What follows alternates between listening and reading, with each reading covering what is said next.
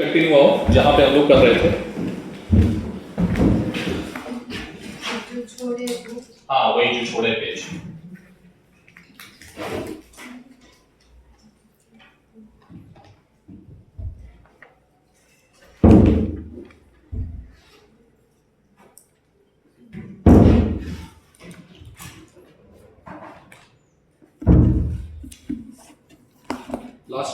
Last topic क्या था?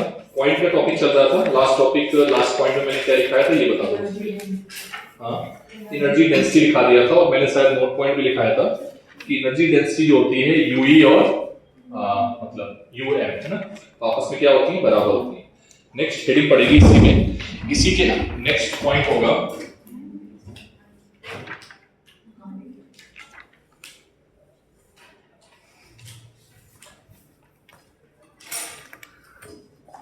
Intensity.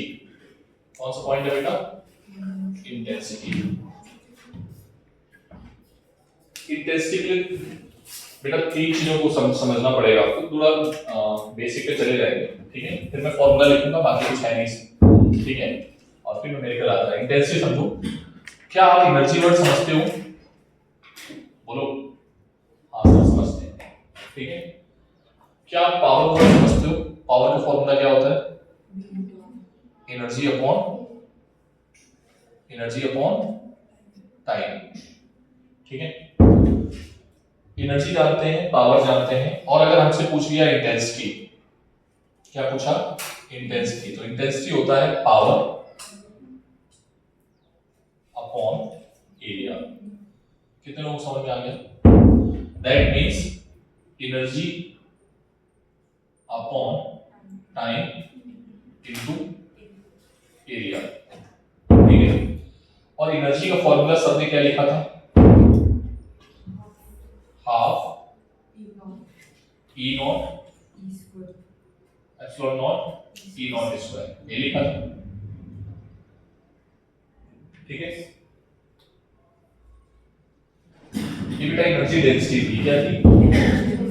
अगर आपको पता हो तो सर ने इसको डेंसिटी को ऐसे रिप्रेजेंट किया था वॉल्यूम से, एनर्जी पर यूनिट वॉल्यूम, जब मैंने डेरिवेशन किया था ये, ठीक है? तो अगर हम U निकालेंगे तो U कितना आएगा?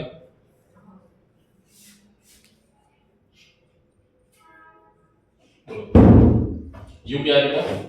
U है एनर्जी, और U अपॉन V क्या है? एनर्जी।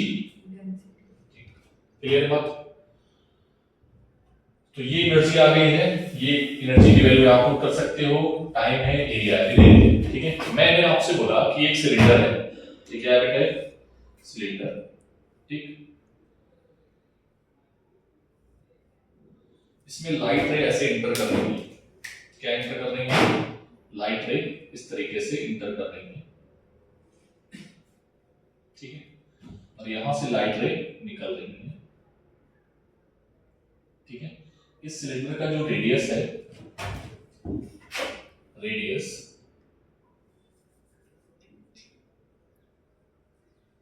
वो है r। तो क्या आप एरिया बता सकते हो कितना होगा?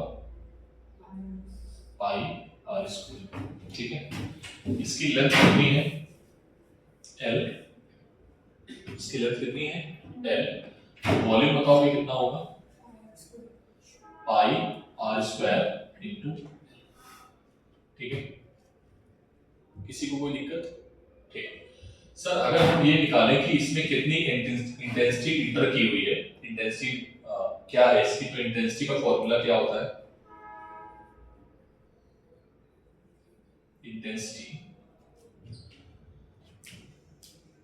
इंटेंसिटी इज इक्वल्स टू क्या होता है बेटा? Energy upon time into area. What is the energy? 1/2 epsilon not E not square into B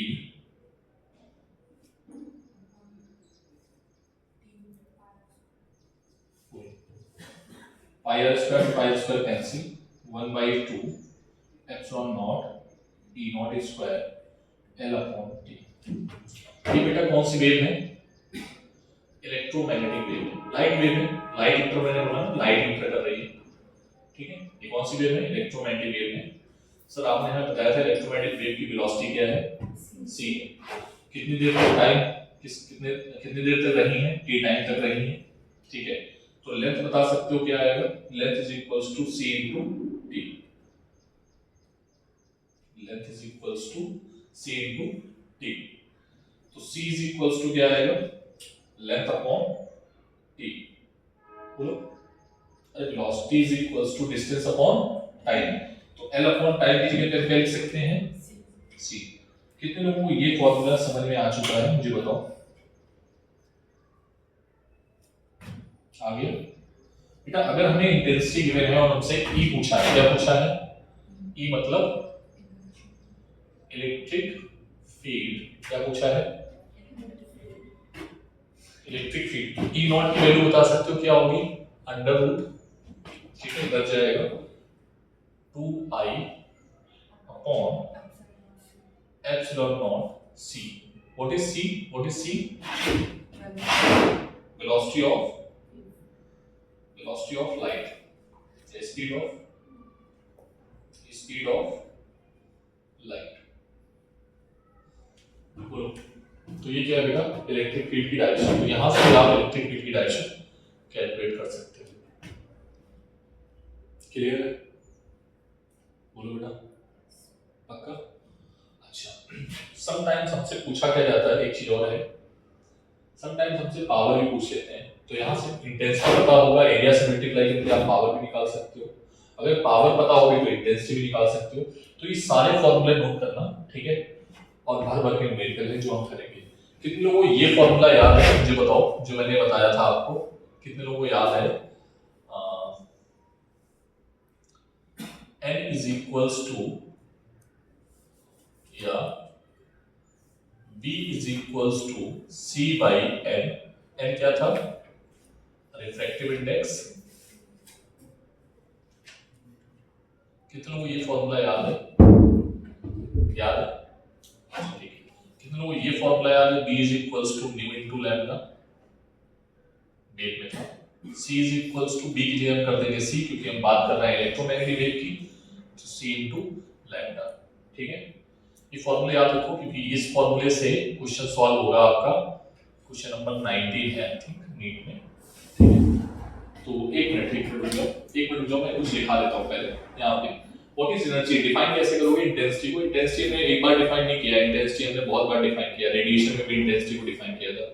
तो इंटेंसिटी अगर डायमेंशन पूछेंगे तो पावर अपॉन एरिया के डायमेंशन निकाल के रख देना। ठीक है, इंटेंसिटी को कैसे डिफाइन करोगे? इंटेंसिटी होती है इंसिडेंट एनर्जी या रिफ्लेक्टेड एनर्जी या रेडिएटेड एनर्जी, कुछ भी बोल सकते हो। तो अगर हम बात कर रहे हैं कि रिफ्लेक्टेड या रेडिएशन की इंटेंसिटी कितनी है, जैसे ये रेडिएट कर रही है, लाइट रेडिएट कर रही है और इस पर पड़ रही है, तो ये इंसिडेंट रेडिएशन है, और वो इंसिडेंट रेडिएशन और वो इमिटेड रेडिएशन। ठीक है, तो दोनों की बातें अलग अलग हैं, ये बात वर्ड याद रखना, क्योंकि इंसिडेंट रेडिएशन का एरिया अलग है और इमिटेड रेडिएशन का एरिया, क्वेश्चन है जो बहुत टिपिकल क्वेश्चन बन जाएगा डुअल नेचर में भी। ठीक है, क्वेश्चन नंबर 14.1 है जो आप देखोगे वो एक्सपेरिमेंटल बेस्ड है। दोनों में अंतर है, क्या मैंने बोला? इंसिडेंट रेडिएशन और इमिटेड रेडिएशन अलग अलग बातें हैं। इंसिडेंट में हम इंसिडेंट सरफेस का एरिया लेंगे और इमिटेड रेडिएशन में हम जो हमारे पास सोर्स है उसका एरिया लेंगे। क्लियर है? तो एरिया डिफरेंट हो सकता है। हाँ, तो हम बात कर रहे हैं intensity. Intensity is equals to क्या होता है? एनर्जी पर यूनिट एरिया पर यूनिट टाइम। ठीक है, तो उस पर यूनिट एरिया पर यूनिट टाइम में जितनी एनर्जी इंसिडेंट होगी या जितनी एनर्जी रेडिएट होगी, हम उसको क्या बोलेंगे? इंटेंसिटी। क्या बोलेंगे? राइट। एनर्जी क्रॉसिंग पर यूनिट एरिया पर यूनिट टाइम, एनर्जी क्रॉसिंग पर यूनिट एरिया पर यूनिट टाइम। कुछ पढ़ाई कर लो बेटा, ठीक है? अच्छा नहीं है आज क्यों आया था? लग गया।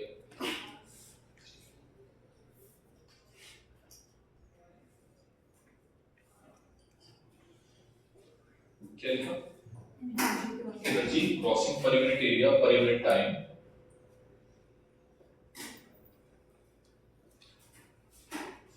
perpendicular to the direction of propagation, perpendicular to the direction of propagation, perpendicular to the direction of propagation is called intensity.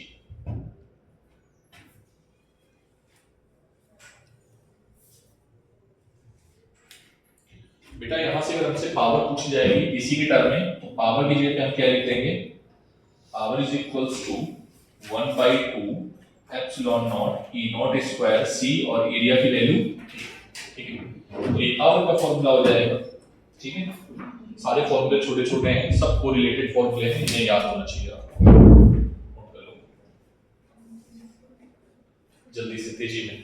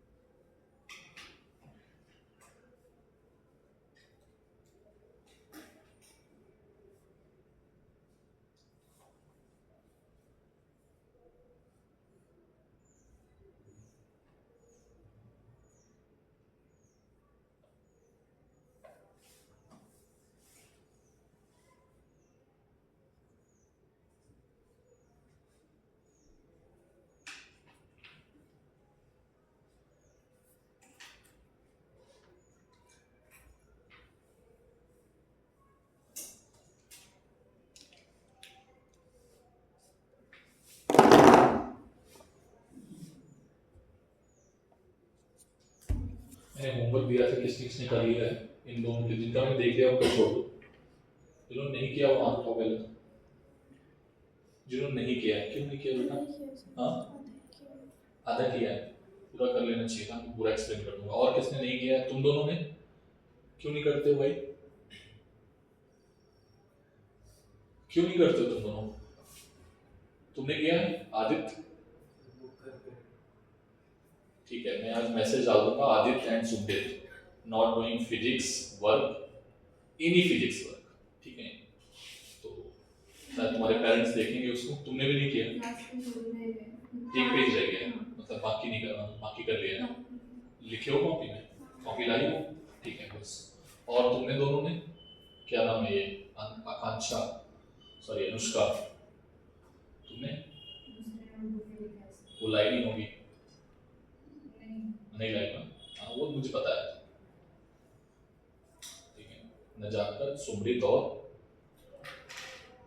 क्या नाम है, आदित्य, तुमने किया रंजना? रंजना तुमने किया? रचना क्या? हाँ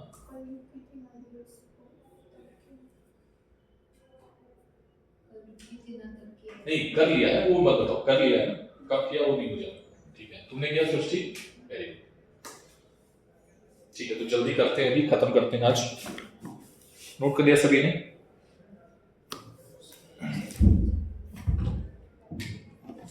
आप लोग मॉड्यूल निकालोगे, जो आपने लिखा है उसको देखोगे, और मैं मेरे पास ठीक है, मैं बता ही देता हूँ।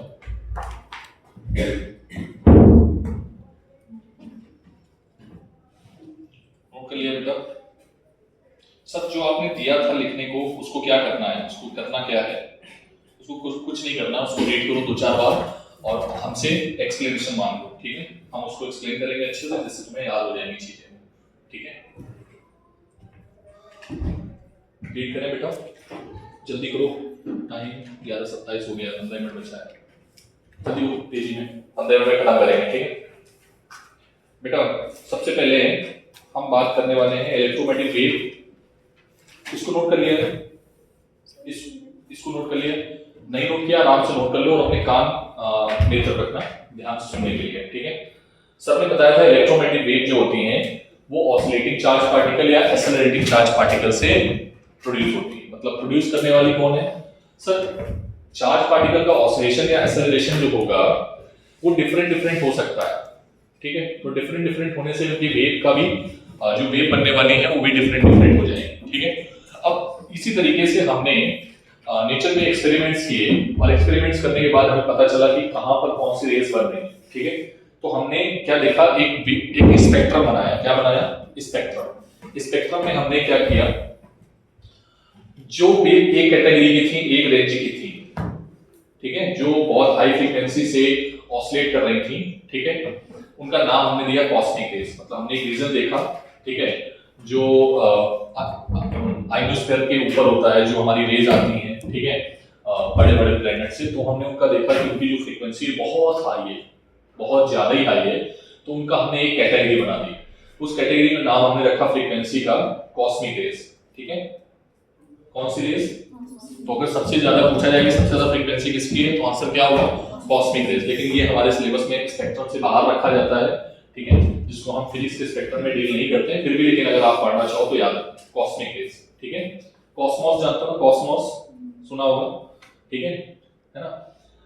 यूनिवर्स में कॉस्मोस होते हैं, तो उसके थ्रू जो रेडिएशन होता है, ठीक है, उसको हम लोग क्या बोलते हैं? कॉस्मिक एनर्जी, ठीक है। नेक्स्ट फिर आता है गामा रेस। क्या आता है?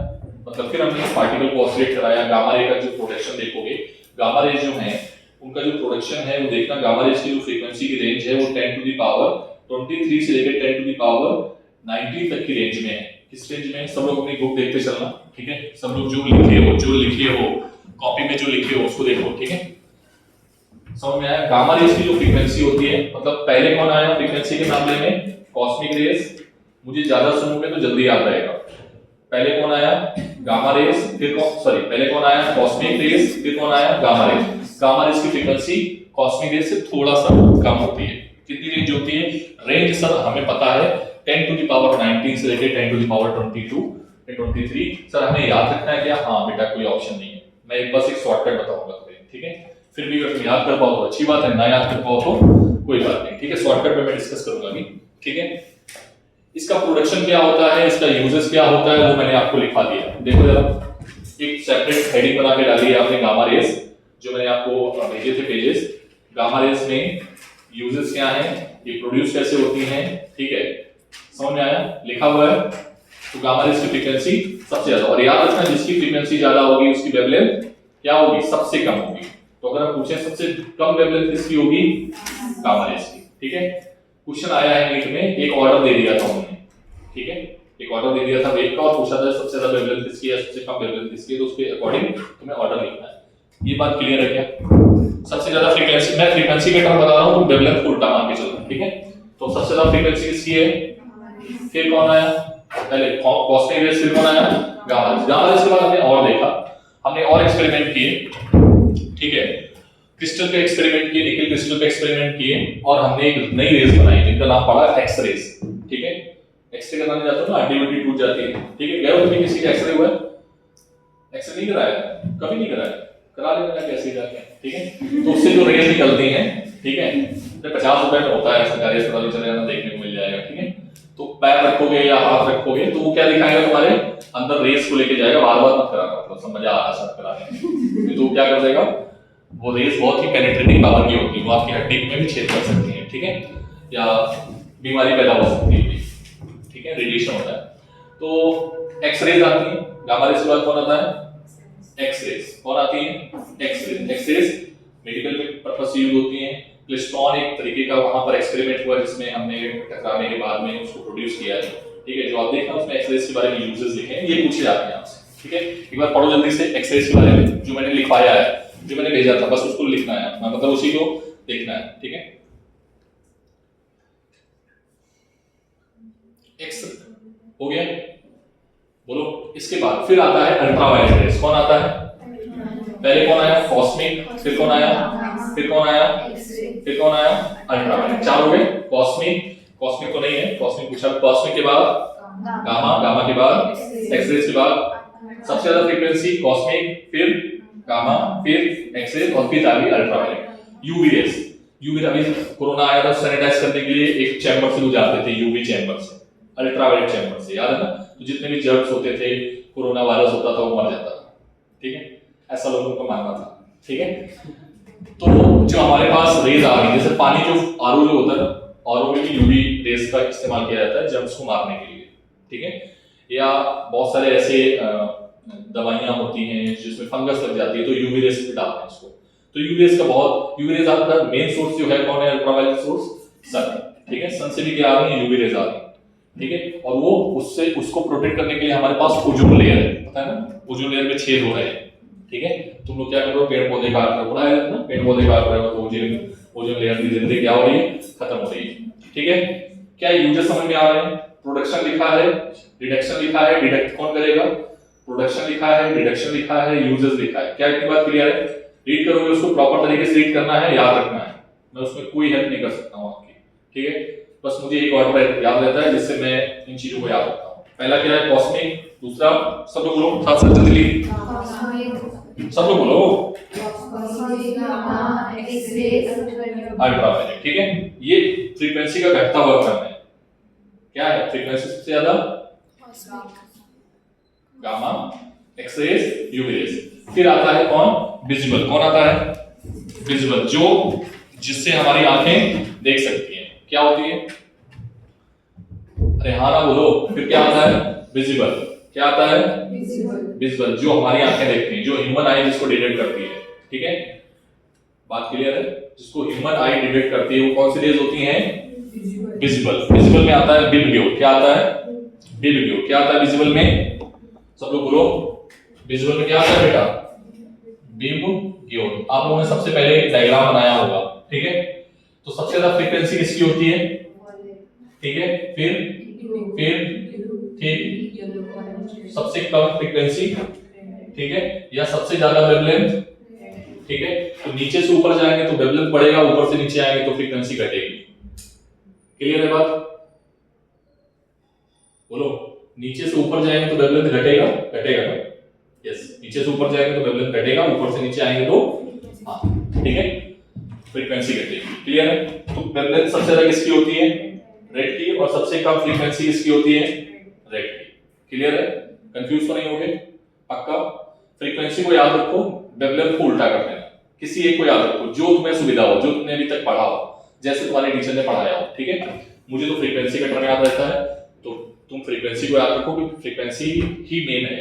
हम इसी के डुअल नेचर पढ़ेंगे। फ्रीक्वेंसी ही है जो चीजों पे वेरिएशन क्रिएट करती है, एनर्जी को चेंज कर देती है। ठीक है, तो फ्रीक्वेंसी सबसे ज्यादा किसकी? बोलो साथ में जल्दी। गामा। कॉस्मिक से बोलो।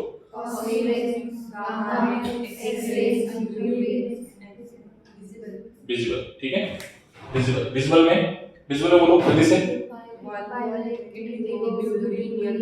वेरी गुड, याद हो रहा है ना सभी को? अब जिसकी फ्रीक्वेंसी ज्यादा है उसकी एनर्जी क्या होगी? उसका फोटोन सबसे हाई एनर्जेटिक होगा। ठीक है, पढ़ाया गया होगा आपको एटॉमिक स्ट्रक्चर में भी कि जिसकी फ्रीक्वेंसी ज्यादा उसकी एनर्जी ज्यादा। ठीक है, और जिसकी एनर्जी ज्यादा उसके अंदर पेनिट्रेशन पावर क्या होती है? चीर के जाने की क्षमता ज्यादा होती है। यस और नो? उसके अंदर चीर के मतलब चीर फाड़ के अंदर चला जाएगा। ठीक है, तो जब भी ट्यूमर का या किसी चीज का हमें ऑपरेट करना होता है तो हम किसका इस्तेमाल करते हैं? हाई फ्रीक्वेंसीज रेस का, बीम का। और वो कौन सी होती हैं? Gamma rays. कौन सी होती हैं? जैसे जब कैंसर के बाद जो थेरेपी होती है ना, कीमो होता है, कीमो में क्या होता है? Gamma race. ठीक है, कीमोथेरेपी जब होती है ना तो गामा रेस पास होती है और उसको हिट करती है उस टारगेट को जहां पर वो जो भी पार्टिकल्स पाए जा रहे हैं। ठीक है, तो उसको हिट करेंगे, उसको जला देती है, उसको क्या करती हैं? डिस्ट्रॉय कर देती है पर्टिकुलर।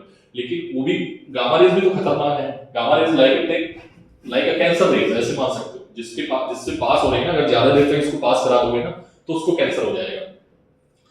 मैडम क्यूरी को और उनके जो हस्बैंड थे उनको यही हुआ था, रेडियो एक्टिविटी पे काम कर रहे थे और रेडिएशन होने लगा था। अभी जब न्यूक्लियर पढ़ाएंगे, न्यूक्लियर फिजिक्स, तो उसमें बताएंगे। मैडम क्यूरी का नाम बहुत फेमस है, क्यूरी उनके यूनिट भी दी गई, रेडियो एक्टिविटी की यूनिट भी क्यूरी। तो उन दोनों को कैंसर हुआ। क्यों? क्योंकि वो लैब में काम करते थे जहाँ रेडियो एक्टिविटी रेडिएशन होता न्यूक्लियर में। ठीक है, तो अर्ली एज में ही उनकी डेथ हो गई थी, लाइक 36-37 में ही निपट गए थे वो। ठीक है, तो क्या बात क्लियर है? तो फिर से कॉस्मिक के बाद जल्दी से गामा, फिर जिसकी एनर्जी ज्यादा उसकी पेनिट्रेशन पावर ज्यादा। ठीक है, समझ में आएगा?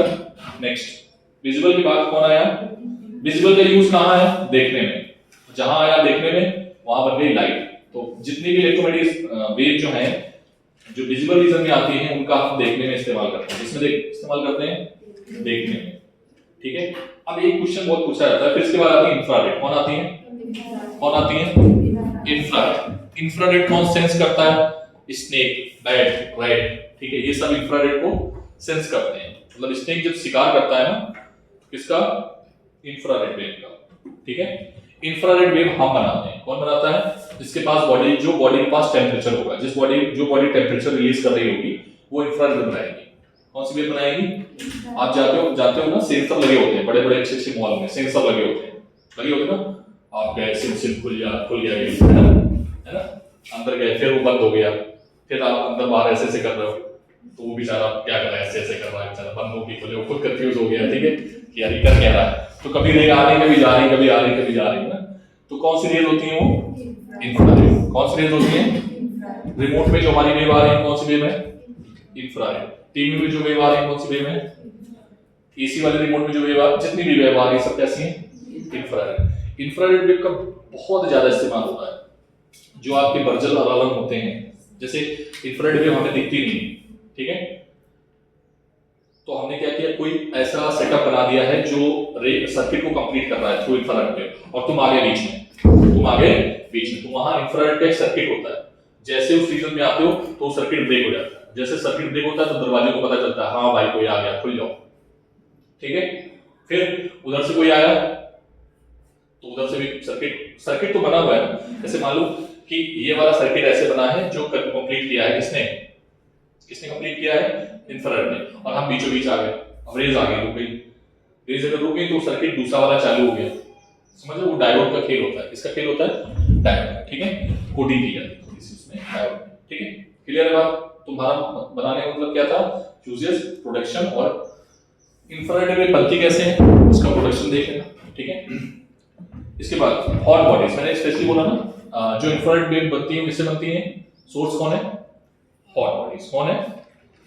अब पता है, जैसे आप एक चीज और है, ये क्वेश्चन पूछा गया था एक बार जेईई एग्जाम में, कि एक मतलब टुकड़ा है आयरन का, वो अंधेरे कमरे में रखा है और वो बहुत गर्म है, इतना गर्म है कि वो बिल्कुल हॉट रेड में है, तो इतना ज्यादा गर्म है। तो वो हमें किस वजह से दिख रहा है? विजिबल रेडिएशन की वजह से या इंफ्रारेड रेडिएशन की वजह से? जो हॉट है, अगर बहुत ज्यादा गर्म हो जाएगा तो उसका फ्रीक्वेंसी बढ़ती जाएगी और वो कहां पर पहुंच जाएगा? ऊपर कौन बैठा है उसके? विजिबल, ठीक है।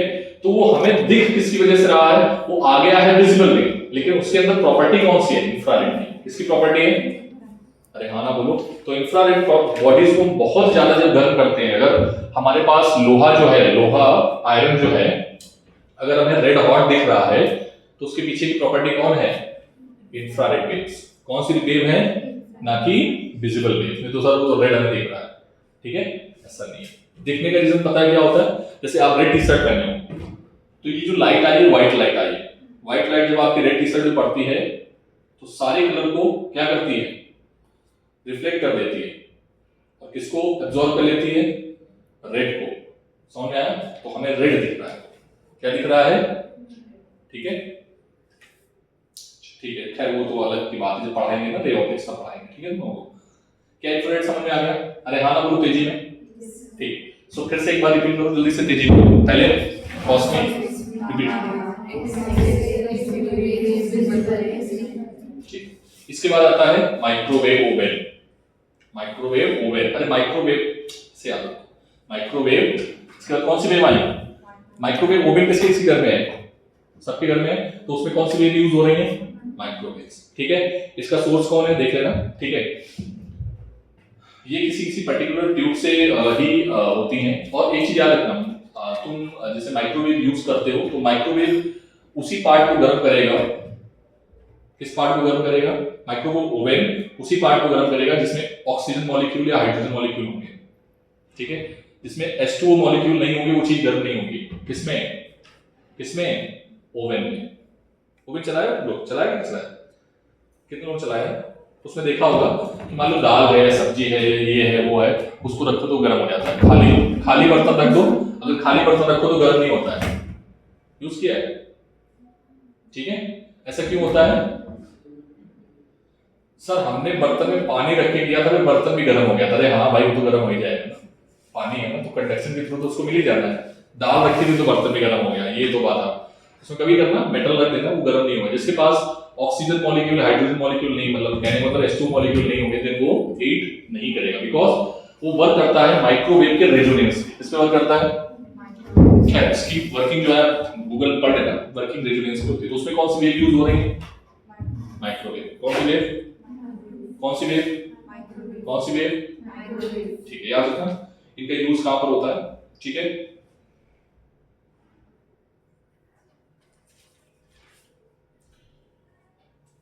क्लियर? बोलो बेटा, इतनी बात समझ में आ गई? बोलो। ठीक, पहले फिर कौन से आया जल्दी से, शुरुआत से।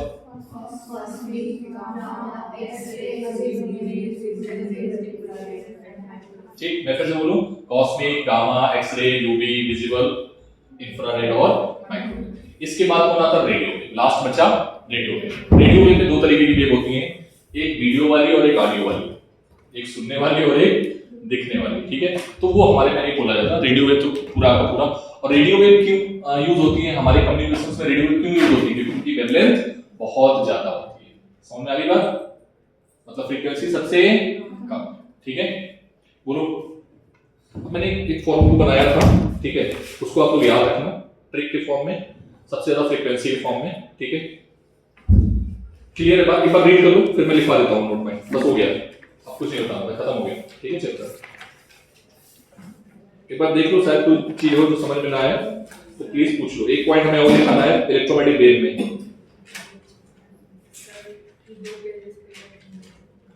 क्या करो बेटा? 3 पेज छोड़ने बोले थे ना, तो अभी लिखाऊंगा ना मैं भी, बाकी है ना एक पेज, जितने 2 पेज तो बाकी होंगे ना एटलीस्ट। हां, अभी न्यूमेरिकल कहां करा है? न्यूमेरिकल मैंने नहीं करा है, बल्कि 3 पेज से 4 पेज काम है। लिखने वाला पेज अभी एक ही है। ठीक है, एक पेज में न्यूमेरिकल आएगा, लास्ट में न्यूमेरिकल आएगा। ठीक है, जल्दी से एक बार रिवाइज करो जल्दी से, 2 मिनट का टाइम दे रहा हूं, 2 मिनट का, 45 हो गया ऑलरेडी।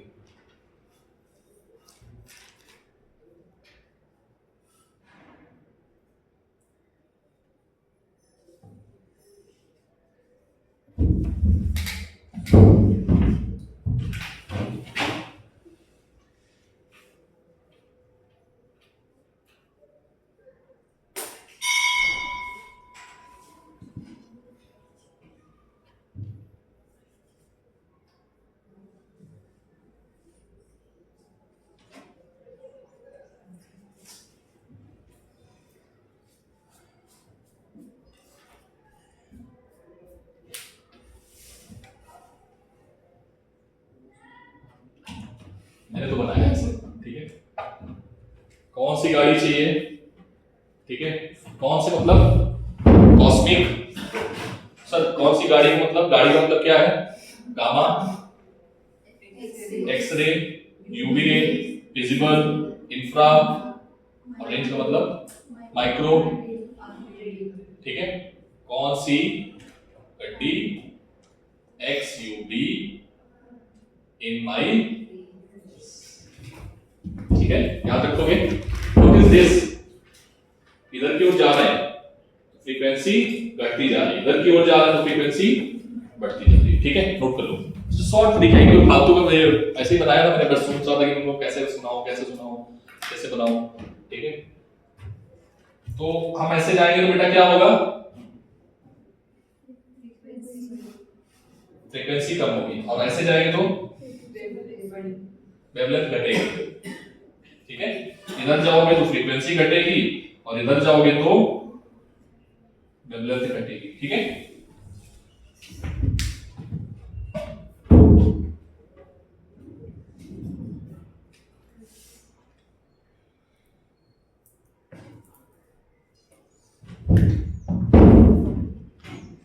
ठीक है,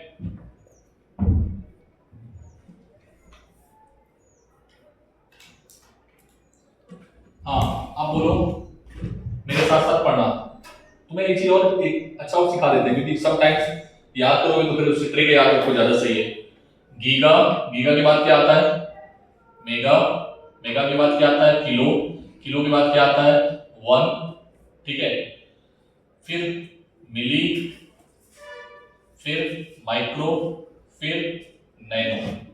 ठीक है, देखो हो गया कॉस्मिक, एक कॉस्मिक, बोलो कॉस्मिक, गामा, एक्सरे, बोलो बोलो, विजिबल और इंफ्रा, इंफ्रा के बाद माइक्रो और रेडियो। हो गया ना पूरा? ठीक है, बस बस बस मिल गया मिल गया, रिंग भी बन गई यहाँ से। गीगा का मतलब क्या है? 10 टू द पावर, बोलो 10 टू द पावर,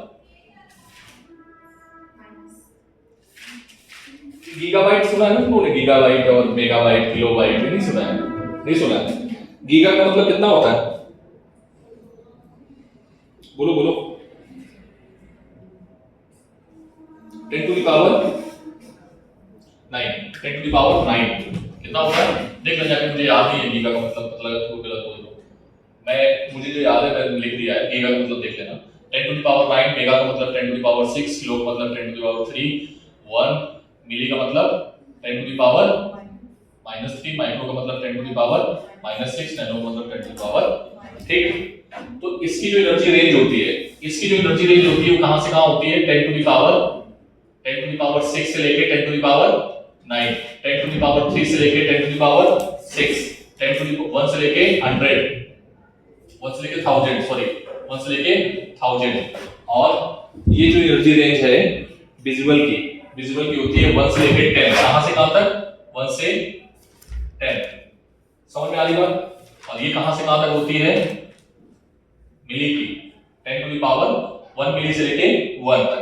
ठीक है, और ये कहां से कहां तक होती है? 10 टू द पावर, और ये नैनो का मतलब 9। ठीक है, समझ में आया? गीगा का क्या मतलब होगा? गीगा का मतलब होगा 10 टू द पावर 6 से ज्यादा। ठीक है, 10 टू द पावर 6 से, सॉरी मैं यहां पर ऐसे लिख देता हूं, एनर्जी 10 टू द पावर 9 से ज्यादा। ठीक है, या 9 के बराबर, ऐसे मान लीजिए 9 के आसपास। ठीक है, तो ऐसे याद रखना, गीगा, मेगा, किलो, 1। तो अगर मैं बोल दूं, ध्यान समझो, अब मैं बोल रहा हूं 10 to the power 7 electron volt, इनके पीछे लिखा होता है इलेक्ट्रॉन वोल्ट। क्या लिखा होता है? क्या लिखा होता है? जल्दी बोलो, 10 to the power 7 electron volt कौन सी वेव है? जल्दी बोलो, 10 टू द पावर 7 कौन सी है? Electron volt. कौन सी है? 10 टू द पावर 7 कौन है? Electron volt. अरे हाँ ना बोलना पड़ेगा, 10 टू द पावर 7 बोल रहा हूं, 10 टू द पावर -7 है तो बोलूंगा एनर्जी। ऐसी एनर्जी, वो एनर्जी, क्या क्लियर नहीं बात? मैं फिर से बोल देता हूं, गीगा के पास कहां से कहां होगा एनर्जी? 10 टू द पावर 9 से ज्यादा। ठीक है, अरे भाई कॉस्मिक, गामा, ये क्या था? एक्सरे, ये UV, visible, infra, micro, radio भी तो है यार। अभी रेडियो का कितना होता है? 10 टू द पावर 8 के बाद। ठीक है, तो 10 टू द पावर 8 से छोटा, 10 टू द पावर 8 से छोटा जो भी एनर्जी होगी, एनर्जी क्या हो? 10 टू द पावर 8 से छोटी हो, या 8 छोटे का ऐसे साइन होता है ना? नहीं, ये तो बढ़ेगा ऑब्जेक्शन ये। ठीक है, ये आ गया कौन सा? लास्ट में कौन सा बचा? रेडियो। तो 10 टू द पावर ये हो गया पिको, पिको होता है ना, पिको। ठीक है, पिको इलेक्ट्रॉन। ठीक है, ऐसे आता है। ठीक, फिर से बोलो, गीगा, मेगा, किलो, ये याद होना चाहिए। गीगा, मेगा, किलो याद है? कितने लोग याद है? गीगा, मेगा, किलो, 1 मिली, माइक्रो, नैनो और पिको। ठीक है, तो मैंने अब क्या बोला कि हमारे पास जो एनर्जी आ रही है वो 10 to the power -6 electron volt की है। कितने इलेक्ट्रॉन वोल्ट की है? -6 इलेक्ट्रॉन वोल्ट की। कौन सी वेव होगी?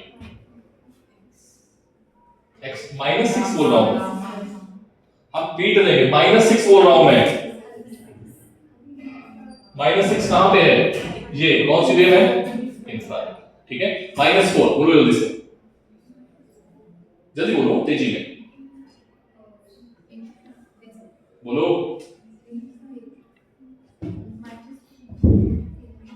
बीच में देख लो जहां पर आ रहा है -4, किसके बीच में आ रहा होगा? सर ये इंफ्रा है। ठीक है, +13, 10 to the power +13 cosmic rays, 10 to the power 8 gamma rays, 10⁻⁷ gamma rays, 100 electron volt. आप बताओ जल्दी से, 100 इलेक्ट्रॉन वोल्ट, 100 कहां पर पहुंच गए? 100, ये तो 10 तक है, ठीक है, एक्स रेज, ठीक है, समझ में आया? तो ये रेंज है।